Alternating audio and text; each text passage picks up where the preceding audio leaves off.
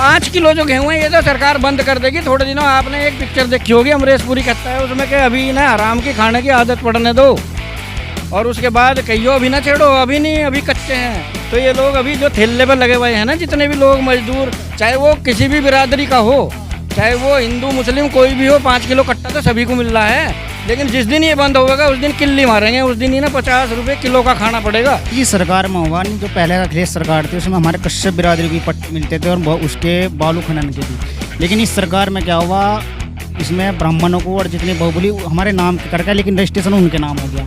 ये सरकार ने किया। जो मामला पेट्रोल का, ये डीजल पेट्रोल जब तक कंट्रोल नहीं होने के, हर चीज़ें महंगी होनी।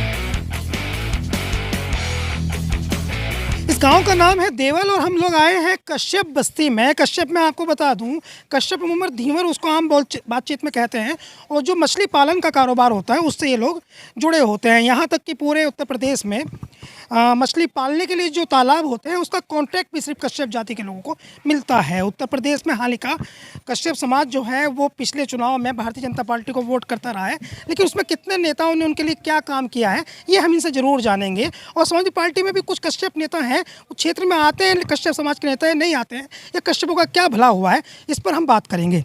तो आपसे हम शुरुआत करें बात करने की। आपका नाम जान लें भैया? देवेंद्र कुमार।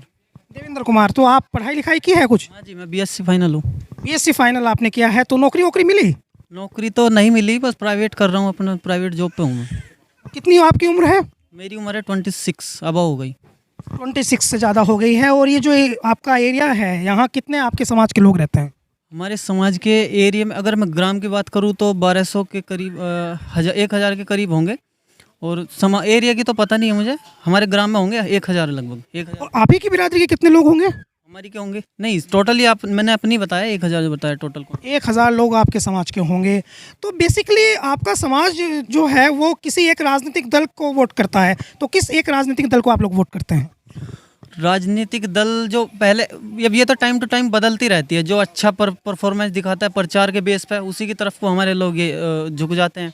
तो उसमें जैसे पहले कोई दूसरी सरकार थी तो उसमें भी हमारा समर्थन था, ऐसा नहीं है।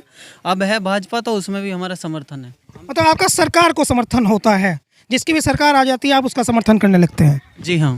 पहले से नहीं आपका कुछ तय होता कि किसी को वोट करनी है? नहीं, ऐसा तय होता है। जैसे पहले सरकार अगर जिसकी थी तो उसके कामकाज को देखते हुए कुछ हमारे जो बड़े होते हैं, पूर्वज होते हैं, वो चुनते हैं इस चीज़ को। और बाकी जो अब करंट में जो हो गई है उसके आधार पे फिर नेक्स्ट की सरकार को चुना जाएगा। हाँ, तो ये बताइए कि आपने बीएससी किया है, और आपके अलावा आपकी कम्युनिटी में, सिर्फ मैं आप ही की कौम की बात कर रहा हूँ, यानी कश्यप कम्युनिटी की, आपकी कम्युनिटी में और कोई है जो आपसे ज़्यादा पढ़ा लिखा हो?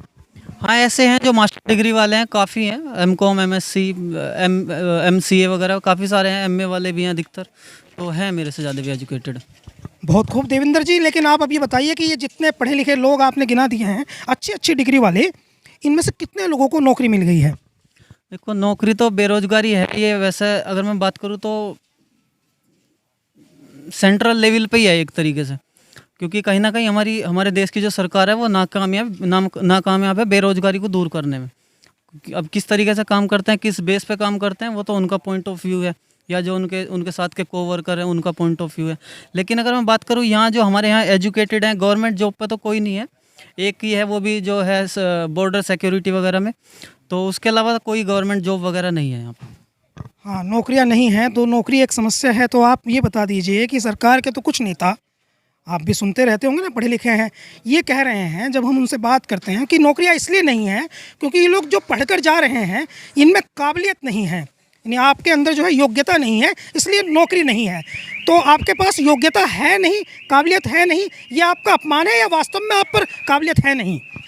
देखो, काबिल है हम, हमारा अपमान है एक तरीके से। एक तो आरक्षण में कमी हो जाती है, बार बार आरक्षण कम करते करते बॉटम लेवल पे हम मेहनत करते हैं, एग्ज़ाम हमने दिया है गवर्नमेंट जॉब के लिए, ऐसा नहीं है। ये एक तरीके से हमारी बेइज्जती है। अगर अभी भी टेस्ट लेंगे, अभी भी क्लियर करूँगा कोई भी पास, हम जो है हम यूपी बोर्ड से पढ़ते हैं, हम हिंदी मीडियम स्कूल से पढ़ते हैं, लेकिन हम हर चीज़ में अव्वल हैं।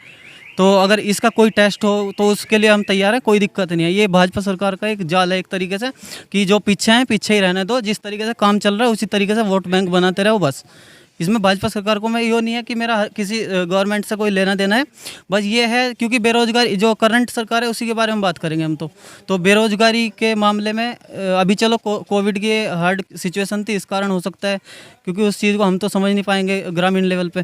तो कहीं ना कहीं यानी कि बेरोजगारी में सरकार का भी हाथ रहता है एक तरीके से। देवेंद्र जी, सरकार ने कहा था कि हम लोग जो हैं वो 2 करोड़ रोज़गार हर साल देंगे, और उस केंद्र सरकार ने कहा था, और अब 7 साल होने को आए हैं। तो अगर उस गणित का हम समझने की कोशिश कर लें तो 14 करोड़ रोज़गार हो गए। तो 14 करोड़ रोज़गार आपके आसपास दिखाई दिए किसी को रोज़गार मिलता हुआ? प्रैक्टिकल ज़मीन की बात क्या है, बेसिक की, किताबों की, फाइलों की, आंकड़ों की नहीं, ज़मीन पर क्या हुआ है? देखो जी, सरकार तो जो बताती है हो सकता है वो अपने तरीके से खरे उतर रहे हों, लेकिन मेरे जैसे हम देखते हैं अपने एरिया वाइज 10-20 किलोमीटर की रेंज में तो हम होता ही है हमारा सर्किल, तो उसमें तो इस तरीके की कोई जॉब नहीं है जैसे बता रहे हैं 2 करोड़ रोजगार हर साल। ये किस लेवल बात कर रहे हैं आप, स्टेट लेवल पे या सेंट्रल लेवल पे? तो उत्तर प्रदेश में 2 करोड़ में अगर मैं बात करूँ तो 73 डिस्ट्रिक्ट वो स्टेट 73 राज्य हैं, तो अगर 2 करोड़ निकल रहे हैं तो कुछ ना कुछ तो यानी कि 100-150 हमारे स्टेट इसमें से 2 करोड़ में से लगभग कुछ भी हमारे इसमें आ रहा है। तो मेरे एरिया के आसपास तो नहीं है इस तरीके का जो आप बता रहे हैं 2 करोड़ जॉब्स वगैरह अप्लाई। चलो, बेरोज़गारी की बात समझ में आ गई, और पढ़े लिखे लोगों से बेरोज़गारी की ही बात करनी चाहिए। तो बेरोज़गारी आपकी समझ में आ गई कि आपको बेरोज़गारी। अब आप मुझे बताइए कि सरकार जो है वो बेरोज़गारी को ख़त्म करने में नाकामयाब साबित हुई है, आप ही ने कहा है। ऐसी सरकार को आप चाहेंगे कि वो रिपीट करे, आगे से आए? नहीं, सरकार देखो अभी कोविड की सिचुएशन थी 2 साल से, तो हो सकता है जो 2 करोड़ आप बता रहे हो हर साल निकालती है गवर्नमेंट, क्या पता 4 करोड़ इस बार ना निकली हो क्योंकि कोरोना वायरस के वजह से। तो चलो वो बात हम समझते हैं, लेकिन पीछे के जो 5 साल थे हो सकता है उसमें भी इन्होंने किया हो इस तरीके का। आप जैसे बता रहे हैं कि हमें जो गवर्नमेंट है वो नाकामयाब बता दिया, हो सकता है हमको नाकामयाब हो क्योंकि 7 साल पहले तो हम थे नहीं इस लेवल पे जिस पे अब हैं। तो हमें तो यानी कि जो अब है जो करंट है उसके आधार पे हम बात कर सकते हैं बस। पेट्रोल का बहुत बवाल कटता है कि पेट्रोल जो है वो 100 रुपये लीटर हो गया है, लगातार बढ़ रहा है। सरसों का तेल 200 रुपये हो गया है। आलू टमाटर बहुत महंगे हो गए हैं। टमाटर तो कभी कभी भाग जाता है, प्याज बहुत आगे भाग जाती है। आम लोगों की ज़िंदगी जो है वो महंगी होती जा रही है। आपको लगता है कि आपके समाज पर भी असर पड़ा है? नहीं, असर तो सब पे ही है, इस चीज़ का असर सब पे ही है। ये नहीं कि मतलब कस्बों पे, मतलब आम जनता पे भी है। जो मामला पेट्रोल का, ये डीजल पेट्रोल जब तक कंट्रोल नहीं होने के, हर चीज़ें महंगी होनी। रही बात आलू टमाटर की या सब्जी की, उसमें तो आदमी एक दिन नहीं खाना कोई दिक्कत बड़ी बात नहीं, क्योंकि हम किसी के खिलाफ नहीं बोल रहे, वे भी किसान भाई हैं। बस जो टमाटर बोते हैं वे भी किसान हैं, जो मूली बोता है वो भी किसान है, यानी कि हर तरीके का आदमी किसान है। अच्छा, उसके बाद दिक्कत कहाँ आती है कि जो समस्या किसानों की है, जो इन्होंने फसल उगाई उस पर तो मतलब कहना कोई रेट पे कोई दिक्कत नहीं, पर जो चीज़ गवर्नमेंट के हक की है, जो गवर्नमेंट के अंडर में है, उस पर कोई लगाम नहीं। जो फसल किसानों की है उस पर लगाम है कि भाई मान लिया आलू किसी ने बो दिए, अब किसान का आलू किसान जो बर्बाद हो गया, इस पर गवर्नमेंट का कोई ध्यान नहीं। सरसों का किसान मतलब बर्बाद हो गया, कोई ध्यान नहीं इस बात का। ये तो बात है, पर जो मेन चीज़ है मतलब कहना डीजल पेट्रोल की सारी अर्थव्यवस्था हमारी यहाँ चलती है। एक तो मतलब कहना का एल्कोहल से, और जी मतलब कहना का डीजल पेट्रोल से। एक सबसे बड़ा विभाग हमारे रेलवे विभाग का, यानी कि जो यानी कि एक रीड है हमारे देश की, एक रीड है, इतनी बड़ी आमदन उससे होती थी मतलब कहने का, वहाँ भी इन्होंने नौकरी ख़त्म कर दी कि सी ग्रेड डी ग्रेड तो अब नौकरी होने की ही नहीं। कुछ मामले ऐसे हैं कि जिसमें कुछ जो कहेंगे उनके नाम केस हो जाएगा। सही बात तो ही हो कि ज़्यादा बोलना, सबके मन में बात बैठ के जो खिलाफ बोल लेगा, माननीय मुख्यमंत्री के खिलाफ बोल लेगा या मोदी के खिलाफ बोल लेगा, उस पर केस निश्चित है। लेकिन में नहीं बोल पा रहे। हाँ, मैं दबाव तो आपकी बात समझ गया भाई साहब, लेकिन मैं ये भी तो जानना चाहता हूँ कि वो जब आप वोट करके आते हैं, जब आप बूथ में अंदर जाते हैं और वोटिंग रूम में अंदर जाते हैं, तो उस समय तो वहाँ कैमरा नहीं लगा है, लेकिन वहाँ आप किसको वोट दे के आ रहे हैं ये तो किसी को पता नहीं चलता है। तो आप कह रहे हैं कि बोलने से मुकदमा हो जाएगा, लेकिन अंदर आपके ज्वाला है। नहीं, हमारे लगभग पिछली बार जो योजना 17 में लगभग 90% का 95% हमारे कस्बे समाज को वोट भाजपा को गया था। शायद फ़ायदा किसी को कुछ नहीं होया, बस सिर्फ फ़ायदा इतने हुए जो मैंने आपको बताया था कि लड़की हैं, मान लिया सुरक्षित है, स्कूल भी आराम जा सके हैं, और ये मतलब कहने का कोई दंगा नहीं हुआ उसके बाद में, जो अपराधी है वे जेल में है या भाई मतलब कहने का दूसरी जगह पहुंच गए, बस सिर्फ फायदा होती है ना। आदमी इस टाइम रात को कहीं भी घूम सकता है, कोई परेशानी वाली बात नहीं।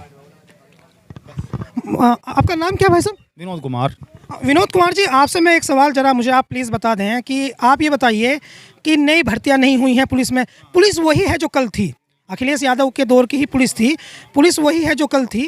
व्यवस्था थोड़ी सी आप बता रहे हैं बेटर हुई है, एनकाउंटर की वजह से कोई समझ लीजिए कानून व्यवस्था थोड़ी सी बेटर हुई, लेकिन कुछ लोग ये भी कहते हैं कि अखिलेश यादव जो डायल 100 लेकर आए थे, वो डायल 100 जो उनकी योजना थी वो फ़ोन कॉल वाली, उससे कानून व्यवस्था को जो है वो अच्छा हुआ है, तो ये उनका कारण है? क्या कारण?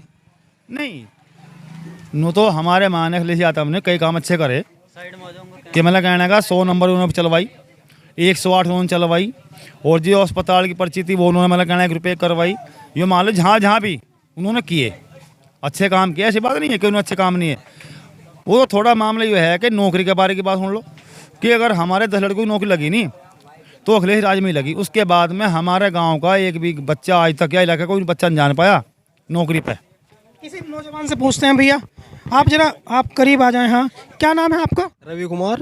भैया ये भी कह रहे हैं कि नौकरी नहीं लगी, और ये कह रहे हैं कि नौकरी जो लगी 10 लड़कों की गांव की, तो वो अखिलेश जी के शासनकाल में लगी हैं, इलाके में अखिलेश जी के शासनकाल में लगी हैं, मुख्यमंत्री जो हैं योगी आदित्यनाथ जी, इनके शासनकाल में नहीं लगी है। तो आपका काम ये है कि आप इनकी बात से सहमत हैं? सहमत तो हूँ जी मैं, लेकिन अपनी मेहनत से है नौकरी। पढ़े लिखे लड़के हैं, अपनी मेहनत से है नौकरी, और ऐसे जब नंबर नहीं आने का आप वहाँ एग्जाम दोगे नौकरी में, नंबर कम आ गए, फिर नौकरी कैसे लग जाएगी? वे 69,000 शिक्षक बैठे हैं, खून से चिट्ठी लिख रहे हैं वहाँ लखनऊ में, वो मेहनत वाले नहीं हैं?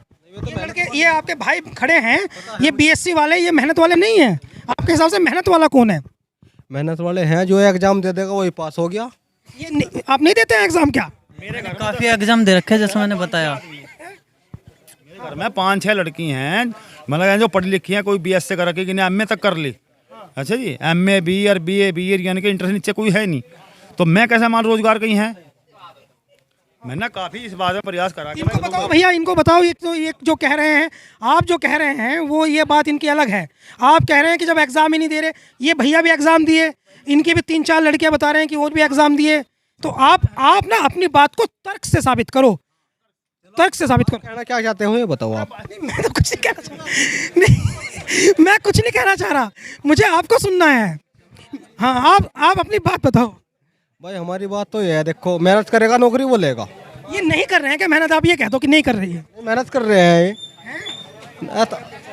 सुनो तो, वही नौकरी मिलेगी, सही सीधी बात है। जो मेहनत करेगा, जो बीज बोएगा वो फल पावेगा। तो ये जितने लोग जो हैं जिनको नौकरी नहीं मिल रही है, जो इस गांव के 150 लड़के हैं, दूसरे गांव के 150 लड़के हैं, इनको नौकरी इसलिए नहीं मिल रही है क्योंकि ये मेहनत नहीं कर रहे हैं, ये कह रहे हैं आप? मेहनत करो। कश्यप समाज में क्या पिछड़ी जाती है ये कश्यप समाज हमारी।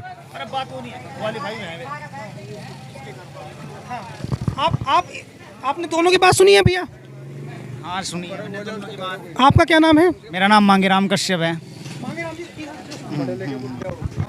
तो मांगेराम जी ये बताइए कि पहले तो ये कश्यप साहब की एक बेसिक प्रॉब्लम है, कश्यप समाज की एक बेसिक प्रॉब्लम है कि तालाब के ठेके तो इन्हें मिलते हैं, इनके नाम सिर्फ लाइसेंस मिलता है, और तालाब में मछली पालन कर लेते हैं बाहुबली दबंग लोग। आपके नाम का इस्तेमाल करते हैं, और ठेका पट्टी आपके नाम होता है मछली पालन का, और यूज उसको वो कर लेते हैं। इस समस्या का क्या समाधान दिखाई देता है? आपका समाज लंबे समय से मछली पालन दूसरे लोग कर रहे हैं, और आप एक तरह से आपका अधिकार छीनने वाली बात है, ये प्रैक्टिकल वाली बात है। आपने कभी रीड किया ऐसा हो रहा है या नहीं हो रहा है? पहले तो ये देखिए जी, सरकार में हुआ नहीं, जो पहले अखिलेश सरकार थी उसमें हमारे कश्यप बिरादरी को पट्टे मिलते थे, और उसके बालू खनन के भी। लेकिन इस सरकार में क्या हुआ, इसमें ब्राह्मणों को और जितनी बहुबली हमारे नाम के करके, लेकिन रजिस्ट्रेशन उनके नाम हो गया। ये इस सरकार ने किया। मांगेराम जी, आपने कितनी पढ़ाई की है भैया? मैंने M.Com किया है। तो आपको मिल गई नौकरी? नहीं, बस असलियत नौकरी क्या, कम तैयारी कर रहे हैं इसकी प्रतियोगी परीक्षा की, लेकिन इसमें इन्होंने क्या करा, प्राइवेट करके सारी नौकरी वहीं की वहीं रोक दी इन्होंने। जैसे रेलवे है, 12,000 पद इन्होंने ख़त्म कर दिए। भाई गरीब जो आदमी वो तो उससे जाएगा कंपटीशन से, B.Tech M.Tech कौन करेगा? बड़ा आदमी। अभी इन्होंने क्या करा, 12,000 पद खत्म कर दिए, तो बताओ नौकरी कहाँ से मिलेगी फिर? तो ये देवेंद्र जी और आप मांगेराम जी और आपके कोई राजकुमार जी ये कहते हैं कि काबिलियत नहीं है इसलिए नौकरियां नहीं है, तो आप में है काबिलियत थोड़ी बहुत? नहीं, काबिलियत नहीं, आरक्षण भी एक सबसे बड़ा मुद्दा, और जैसे प्राइवेट कर रहे तो उसका भी एक मुद्दा। जब मान लिया कोई प्राइवेट हो जाएगा, नौकरी कहाँ से मिलेगी सरकारी? वो तो एक एक करके सब चीज़ बेच रहे हैं भैया। तो बस ऐसे ही होगी, तो नौकरी भी कम होगी फिर। तो जब हमारा स्कूल होगा और मैं स्कूल का डायरेक्टर होऊंगा तो मेरी मर्जी मैं आपको नौकरी दूँ या ना दूँ? जो एमडी होगा और उनका एचआर होगा, वो जिसे मर्जी वो उसे रखेगा। जब प्राइवेट हो जाओगे तो बताओ कहाँ से मिलेगी सरकारी? अखिलेश की सरकार में आई, सब नौकरी हुई सरकारी, बताओ। आपके कितने दोस्त हैं, मतलब रिश्तेदार, फूफा के, मामा के लड़का लड़की, जिनको जो पढ़ लिख गए, ग्रेजुएशन जिन्होंने कर लिया, पोस्ट ग्रेजुएशन कर ली, कोई नज़दीक का आपका कोई करीबी गया नौकरी पर? 10-15 लड़के थे, वो अखिलेश की सरकार में जा लिए 4-5, जो बाकी है वे इसी सरकार अब लो नहीं गए। कोई पुलिस में चला गया, कोई शिक्षक भर्ती, वो 69,000 वो लो बैठा अटकी पड़ी, वो इनकी वजह से अटकी पड़ी। आरक्षण में 27% दे रहे, 14%, बताओ। जबकि इन्होंने हमें ये बोल रहा था कि हम तुम्हें अनुसूचित जाति में शामिल करेंगे, इनके खुद घोषणा पत्र में लिखा हुआ था। अब देख लो सरकार भी जा ली, अब लो तो इन्होंने करा नहीं। अच्छा, एक चीज़ बताइए मांगेराम जी, बात तो मैं आपकी समझने की कोशिश कर रहा हूँ, लेकिन इस सब के बावजूद जब आपको ये सब पता था और आपके नेता भी समाजवादी पार्टी में कई हैं, राजपाल कश्यप हैं, सुधाकर कश्यप हैं, तो आपके नेता भी कई लोग हैं, तो इसके बावजूद भी आपका समाज जो है वो भारतीय जनता पार्टी के लोगों को क्यों वोट करता रहा है और आगे भी इसकी? देखिए, वो जो उस टाइम पे क्या हुआ था, ध्रुवीकरण हो गया था किस तरह का? हिंदू मुस्लिम का। इस कारण हमारा समाज चलेगा नहीं, हमारा समाज हमेशा से समाजवादी पार्टी के साथ रहा। और आपने देखा होगा सबसे ज़्यादा नहीं तो हमारे समाजवादी पार्टी के साथ है, क्योंकि वो हमें लेकर चलती है और हमारा क्या करती है, वो विकास करती है। ये कारण है इसका। आगे आपका क्या, अभी ये चुनाव आएगा तो आप लोग जो हैं फिर ध्रुवीकरण के चक्रव्यूह में तो नहीं आप फंसेंगे, या आप? असलियत में 3 बार इन्हें वोट दे चुके, अब तो इनका भी हक बैठा है, एक बार तो नहीं भी दे लो। 3 बार दे ली, 14 में दे ली, 17 में दे ली, 19 में दे ली। बताओ, जो काम देगा। आपको लगता है कि जिस नारे के साथ मोदी जी आए या जिस नज़रिए के साथ योगी जी आए, वो नज़रिया जो है उनका पूरा नहीं कर पाए? वो विकास सबका साथ है, तो बस इनका नारा ही रह गया, लेकिन इसमें विकास तो और बड़ी जातियों का ही हो रहा, छोटी जातियों का तो बिल्कुल भी नहीं हो रहा। ये तो देख भी रहे होगे आप।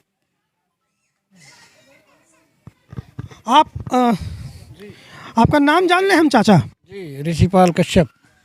ऋषिपाल जी, ये जो बच्चों की बात आपने सुनी है, तो महंगाई पे बोले हैं वो विनोद जी, बेरोजगारी पे दोनों लड़के आप देख रहे हैं कि इन्होंने अपने मन की पीड़ा व्यक्त की है, तो आपके बच्चे भी पढ़ते लिखते हैं? जी, हमारे भी पढ़ते लिखते हैं जी। उनकी भी यही समस्या है? जी, यही समस्या है जी उनकी भी। देवेंद्र हमारा ही लड़का है जी। जी जी।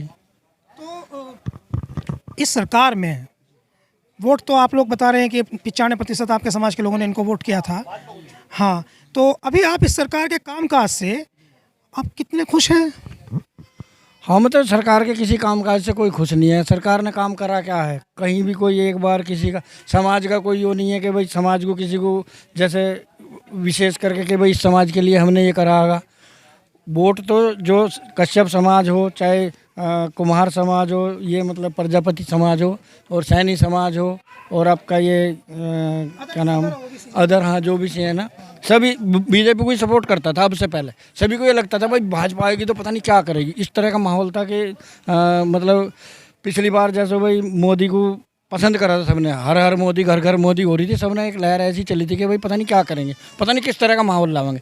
अब जैसा कि सुनने में आता है, घर में टीवी भी देखते हैं, अखबार भी पढ़ते हैं, उसके आधार पर पता चलता है कि भाई क्या हो रहा है। जैसे अभी ये 3 काले कानून ला दिए इन्होंने, जो किसान इतने दिनों से पढ़ा, आप लोग जानते हैं, उससे कोई आपसे छुपी हुई बात नहीं। आप पर भी फर्क पड़ता है, चूंकि देवल में आसपास सिख समाज रहता है ना, तो ये काले कानून जो है आप पर भी इसका असर पड़ रहा है? हमारे पे क्यों नहीं फर्क पड़ेगा भाई? हमारा जो कश्यप समाज है पूरे हिंदुस्तान के अंदर मजदूर तरह का समझता है, मजदूर किसान से जुड़ा हुआ है, इस पर क्यों नहीं फर्क पड़ेगा? जैसे कि समाचारों में सुनते हैं, टीवी में पता चलता है कि भाई इन्होंने ये जो बेच दिया है, प्राइवेट कर दिया, तो सरकारी जॉब मिलेगी कहाँ से? जो बच्चे मांग रहे कहाँ से मिलेगी? जब प्राइवेट कर देंगे तो कहाँ से मिलेगी? जो आज का जो सरकारी टीचर है उसको 60, 65, 70 हज़ार रुपये मिल जाते हैं महीने के, चाहे उसमें स्कूल में 5 बच्चे पढ़ रहे हो या 10 पढ़ रहे हो। और बच्चों का जो हालत है, सरकारी स्कूल में जाकर देखो कितना बुरा हाल है। गंदगी इतनी पड़ी हुई है कि मैं अभी आपको दिखाऊं तो आप खुद ये कहेंगे कि यहाँ कुत्ता भी नहीं बैठ सकता, बच्चे तो बैठेंगे क्या? ऐसे ऐसे हालात हैं। और जो प्राइवेट हैं उनमें आप देख लो, उनकी फ़ीस बहुत ज़्यादा है, उनका किस तरह से माहौल बन रहा है। तो ये तो पहले से चला आ रहा है, क्या करें। लेकिन जो समाज ने, गरीब लोगों ने जिस बात को सोच के बीजेपी सरकार को वोट दिया था कि भाई सरकार जो है पता नहीं कुछ करेगी, ये करेगी, वो करेगी, उस तरह का माहौल नहीं बन पाया। अभी भी कुछ लोगों के अंदर ये भावनाएं हैं, जैसे एचएम पे चुनाव हो गया, भाई हिंदू मुस्लिम पे चुनाव हो गया था, तो उस आधार से सरकार आ गई थी। और जो रोज़गार पे देखें तो रोज़गार पे कहाँ है, अभी इन्होंने बच्चों ने जो कुछ कहा 60%, मैं तो उससे सहमत हूँ। कहाँ रोज़गार है? एक बार कोई आप बताओ कि भाई ये रोज़गार दिया था इन्होंने सरकार ने, आपकी तो सरकार से बात होती रहती होंगी, आप बताओ आपने कहीं, इन्होंने जितने दिनों से इनकी सरकार आई है कौन सा रोज़गार दिया, किसको दिया? इसीपाल जी महंगाई भी मुद्दा है।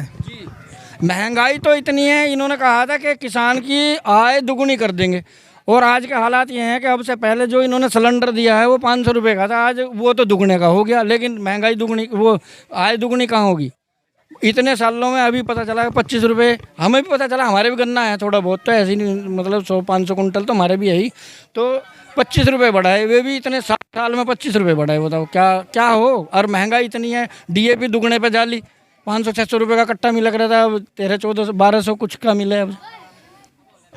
किसान आप हैं, इसका मतलब आपको किसानों की बारीकी से जानकारी है किसानों की। किसान तो हम है नहीं, लेकिन है मजदूर, पर किसानों के साथ तो रहे हैं। किसान मतलब किसी की बटाई पर लेकर ज़मीन बोए, वैसे हमारी अपनी तो है नहीं इतनी, लेकिन लोगों की बोए हैं, पता तजर्बा तो है, खेत में काम करते हैं। और ये जो मजदूर लोग हैं, अभी सुनने में आ रहा है जो काला कानून है, अब मैंने तो पढ़ा नहीं है, मैं आपसे कहूँ कि मैंने पढ़ा है, लेकिन सुनने में जो TV में बताते हैं वो लोग कि अपने खेत में जो गन्ना बोएगा वो अपने बच्चे को गन्ना तोड़ के नहीं दे सकता।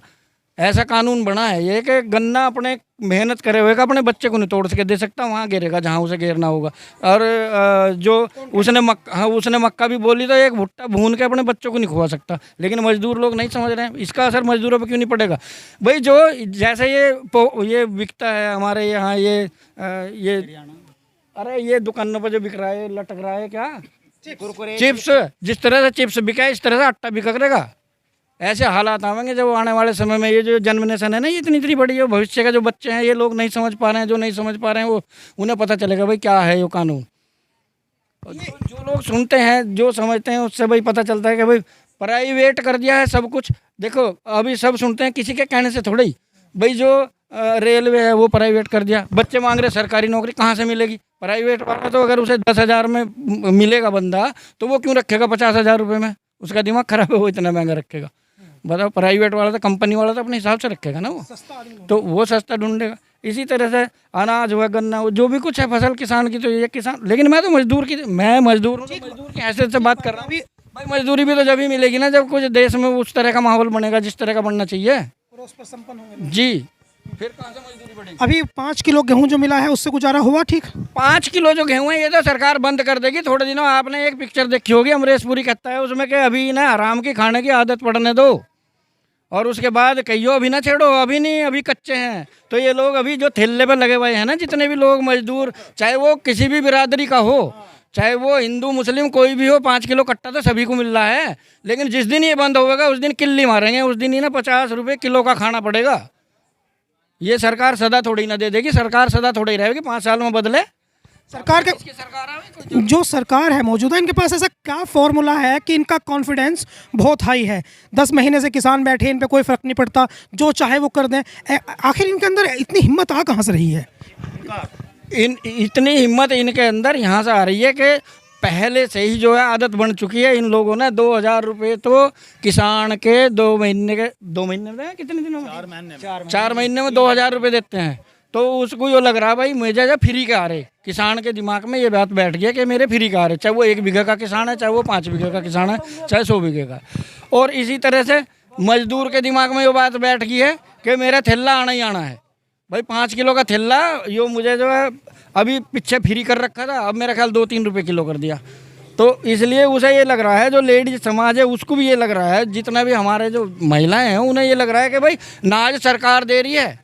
तो इसलिए उन्होंने अपने हिसाब से अपना सर्वे करवा रखा है कि भाई अगर किसी से लेडीज से पूछेंगे मुझे तो बीजेपी पसंद है, मुझे आज लोग कभी मिला ही नहीं, उसे नाज दिया किसने? उस हिसाब से जो पहले देख रहे हैं भी तो डीलर खा जाते अद्धा, अब वो डायरेक्ट वो अपना प्रचार भी कर रहे हैं, अपना फोटो छपवा दिया, ये लो भैया इन्हें देनी है, मतलब वोट इनका आ रहा कट्टा हमारे। तो इनको ऐसा नहीं लगता कि आपको ऐसा नहीं लगता कि चुनाव के नज़दीक जो है ये ध्रुवीकरण कर लेते हैं, हिंदू मुसलमान में बांट देते हैं उसका? नज़दीक तो इन लोगों पे फंडे हैं, ये अपना कोई ऐसा लावेंगे घुमा के जो हर बार लिया हुआ है कहीं ना कहीं से अब लोग बहक जाएंगे एकदम, उनकी मजबूरी बन जाती है। फिर कुछ ना कुछ तो जोड़ेंगे ना कोई फार्मूला लावेंगे अपने तरीके से, इसलिए कॉन्फिडेंस है।